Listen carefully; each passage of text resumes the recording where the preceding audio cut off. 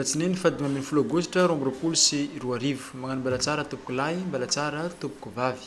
Tonga fotoagnan'ny fampalalam-baovao koa dia miarabanao tonga soa ato agnatin'izegny ary ampagnajagny koa no agnasany ianao agnaraka ny atsipiriam-baovaontsika hatramin'ny farany. Ny lafiny ara-pagnahy no anomboantsika ny fampalalam-baovao amin'ny tian'io ity. Ny atsapana lehibe izay nataonsain'ny zatovo manantra ny avo tao amin'ny fiangonana Adventista Lazare.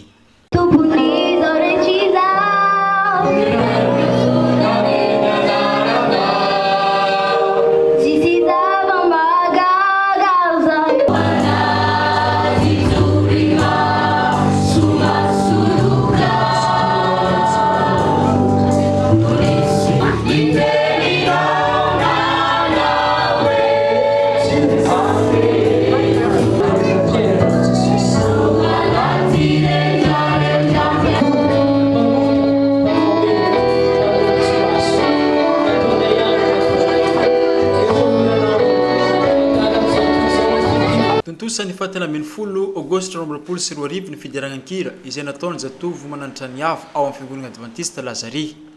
Zava-dehibe izao hetsika izao satria tafiditra ao agnatiny fampandraisana anjara ny tanora eo amin'ny fitoriana filazantsara amin'ny alalan'ny hira ary fagnomezan-danja ny tanora ihany koa eo agnivon'ny fiangonana. Nandritra ity antsapanahy na fidiaranan-kira ity dia nasaigna manokana ihany koa ny zatovo midera avy amin'ny fiangonana Adventista Tanambao Centre sy ireo groupe hafa eto Antsiranana izay ahitavana ny tanora maromaro izay samby naneo izegny fitoriana ankira ny sabotsy lasa igny. Ny fivavahana izay atrano no isika ny fampalalam-baovao amin'ity anio ity tontosa soamantsara ny lasa conférence izay nataon'ireo tanora Adventista ao amin'ny Grande Zone 6 ao amin'ny distrikany Andapa ny herinandro lasa igny izay natao tao Andasibe Kobaby. Mahery ny 200 eo ireo olona izay tonga niatrika ity conférence ity isanandro raha ny fampitam-baovao izay tateriny namanay Giovanni Pasera radioantsony filazantsara Andapa. Tontosa soamantsara ny las conférence izay nataon'ireo tanora Adventista ato anatin'ny Grande Zone 6 ato amin'ny cuvette ny Andapa ny herinandro lasa iny ka tao Andasibe ny Koboahiny ny nanaovana izany.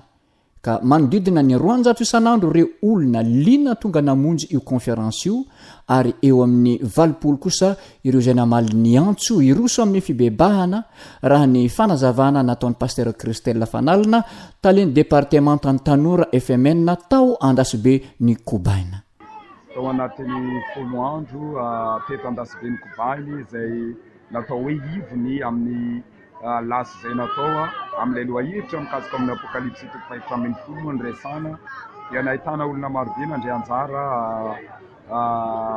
izay nandraisany nahitana olona manodidina eo amin'ny 200 na 200 latsaka angamba isan-kalina ankoatran'ireo fiangonana namana prefanantenana mamonjy niatrika izay conférence zay ary manodidina eo amin'ny 20 angamba ny olona izay nandray fanapahan-kevitra iroso amin'ny fibebahana, iroso amin'ny fiainana vaovao dia irosony amin'ny ranon'ny batisa ety ambavika mba tsy ho verimaigny ny asa izay natao ary antenaiko fa hitondra famonjena ho an'olona maro eto an-tanàna zany koa Andriamanitra nomba Andriamanitra hitahy ny toerana izay niasana mba voatsara rehefa avy amin'ny raolanitra mitombotsika dia mahita vahoaka maro be avy eto Andasibe ny Kobany andraisany famonjena zany dia mankasitrika koa ny amin'ny mpitondra rehetra izay nandray an-tanana ny asa ny fiangonana izay niara-ny asa nanatanteraka ny asa fanafinaritra ny asa izay naty Kobany ity.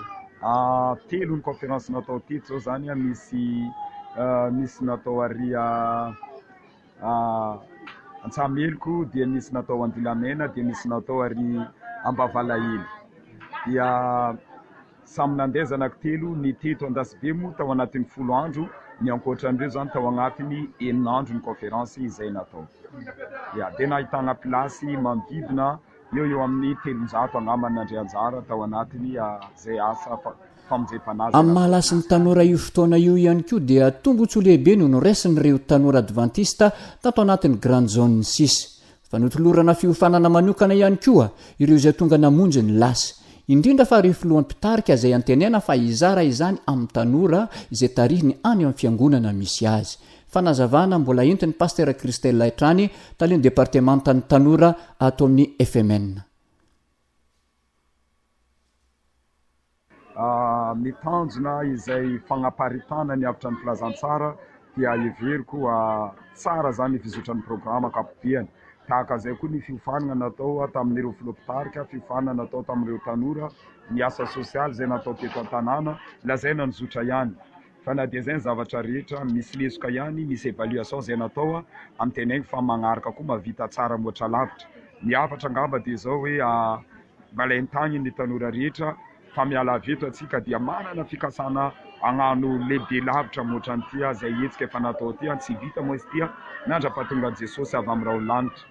Dia ny hafatra ho an'ny mponina eto an-tanàna ny Antasibea ny famonjena no nizaraina teto amintsika dia ny angatana ny andraisantsika azy am-pitiavana ny saintsainantsika azy ary ny andraisantsika fanapahan-kevitra nompo an'Andriamanitra satria ny faniriana rehefa nifarina ny tantarantany dia olona ivonjeny atsika. Nivadika amin'ny lafim-baovao hafa tanteraka atsika amin'izao fotoagna izao fanohizana sy famarana koa ny fampalam-baovao izay miainga eto amin'ny radio antsin'ny filazantsara amin'izao fotoagna izao. Fampianarana ny vahoaka momba ireo tokony atao rehefa misy ny loza voajanahary. Ny BNGRC, ny Croix Rouge no nandray anjara mivantana amin'ny fampafantarana ny vahoaka teto an-tampon-tanàna Antsiranana ny alarobia, ny alakamisy ary ny zoma lasa igny. Ka ireo filohan'ny fokotany no nantsonga tamin'ity atrikasa izay antanterahana nandritra ny 3 andro ity izay azo antoka fa ampita amin'ny fomba haingana ireo fomba rehetra tokony atao rehefa misy ny loza voajanahary any amin'ny fokotany izay misy azy ireo. Iarahan'ny Croix Rouge malagasy ny BNGC dia mahakasika ny fiomanana amin'ny mety fiovina cyclone zany dia ilay fanazarantena amin'ny fiatrehana ny mety tranga na cyclone zany.